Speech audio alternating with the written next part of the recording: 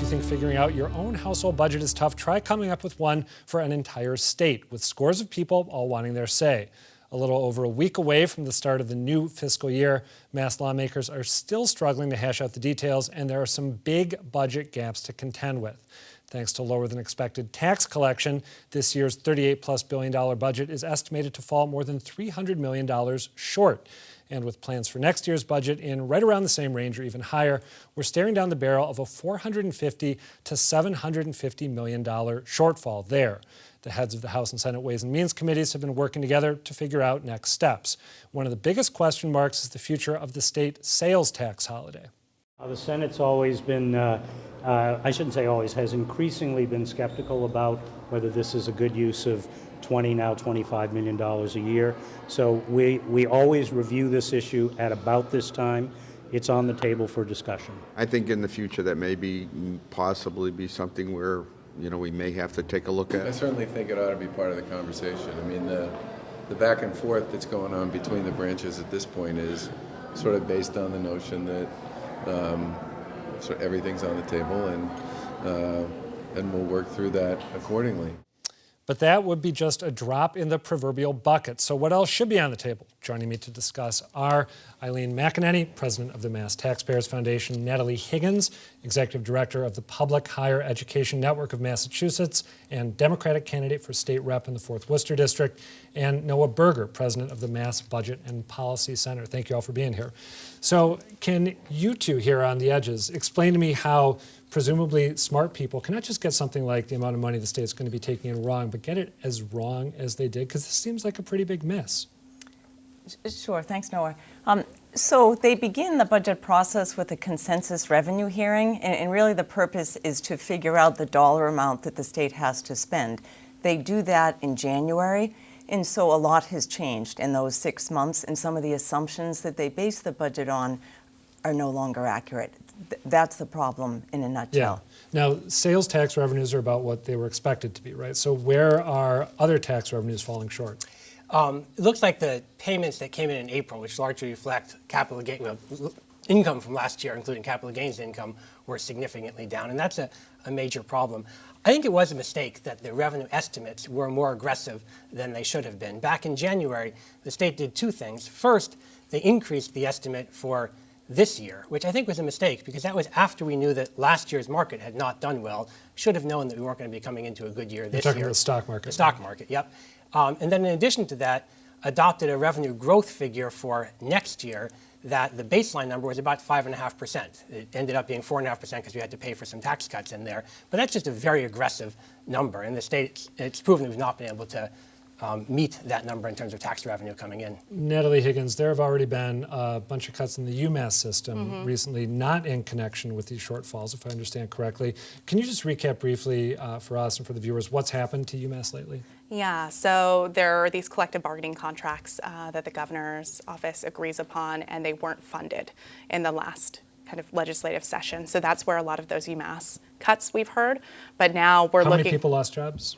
We're looking at UMass Boston in particular heading into the next year. They sent 400 notices to a third of their faculty, adjunct faculty in particular. As an advocate, is your assumption that because UMass took a hit recently that it's going to be protected as lawmakers try to figure out how to close these budget gaps? I see you shaking your head. Yeah, now. I mean, we're really nervous. We really believe that an investment in public higher education is something that we need to commit to as a state, and we see the return on investment that it brings for our students, for our faculty and staff, for our community. We have a very educated workforce. We really need that, and we're hearing that from the Board of Higher Education, that there's still this degree gap.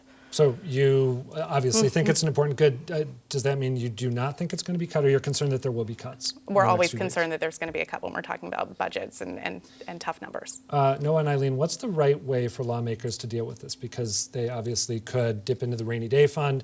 They could try to raise some new revenues, maybe by raising taxes or some other way, or they could cut. What should they do, Eileen? So the Taxpayers Foundation thinks that it primarily has to be spending reductions because our stabilization fund balance is not as high as it should be. That's the and so-called rainy day fund, The right? rainy day fund. So we think that taking money from the rainy day fund isn't an option because you have to remember we still are in a period of economic recovery, and so we want to save that for when it's truly raining.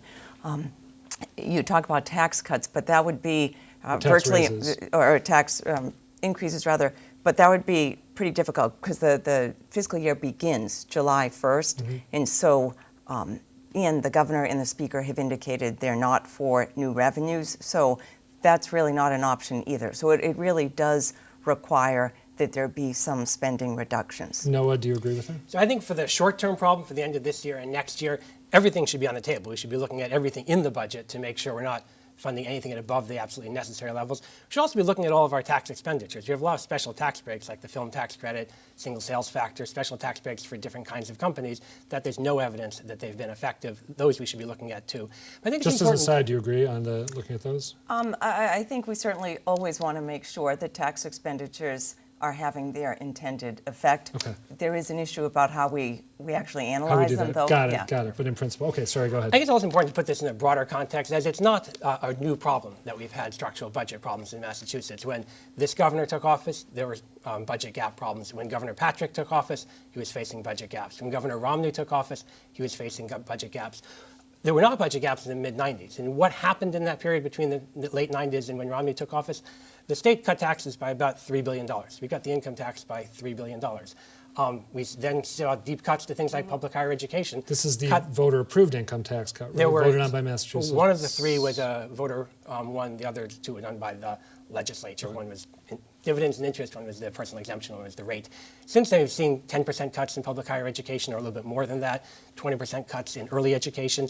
And I think the real danger with this sort of year after year problem is we never get around to looking at the big issues. Are there ways that we could actually make public higher education more affordable? Could we fix our transportation system so that we have fewer potholes in the T-runs?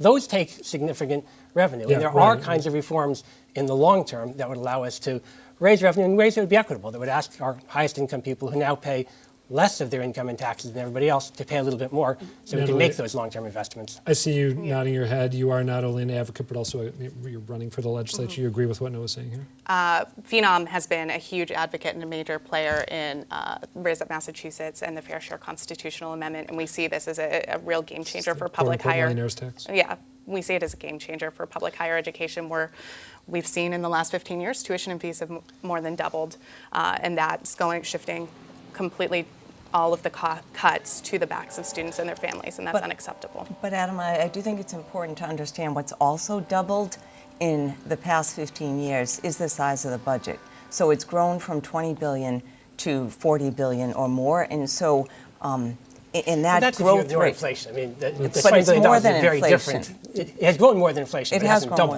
doubled or come close to doubling. It's it grown at about the ha- rate of the economy Let's overall. let Eileen finish But with that. so what I just say is I do think that we have to think about that. You know, that spending is perhaps outpacing revenues, and since the Great Recession, revenue growth rates have moderated, if you will. They're about 4 or 5%, and they were historically higher than that, 7, 8%.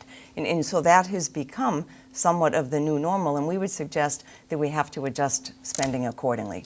We see, apparently the sales tax holiday is going to be a gone, or at least it sounds like that's a likely candidate for making up a part of this gap.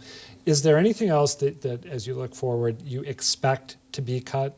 I think it was you that said everything should be on the table, or maybe it was you. I apologize for not remembering who. But what are the most likely areas for cuts? I mean, I think that the House and Senate obviously did different versions of the budget, and I think what they'll be looking at is any area where the House was higher than the Senate, or the Senate was higher than the House. Right. Those are going to be difficult things to maintain in conference. Some of that was specific projects in various districts, which would be targets for looking at. But there also are, I think, in the long-term issue of spending, Eileen's right. There has been spending growth. It hasn't been dramatic. It's been about the rate of the economy. But we all know healthcare costs across the country and across the economy have grown rapidly over the last 20 years, and that affects the state budget. There are no easy solutions to that, but finding ways to restructure our healthcare system, which is something Governor Baker is probably well positioned to do, to think through how to get that right. Really quickly, is there anything that should be sacrosanct?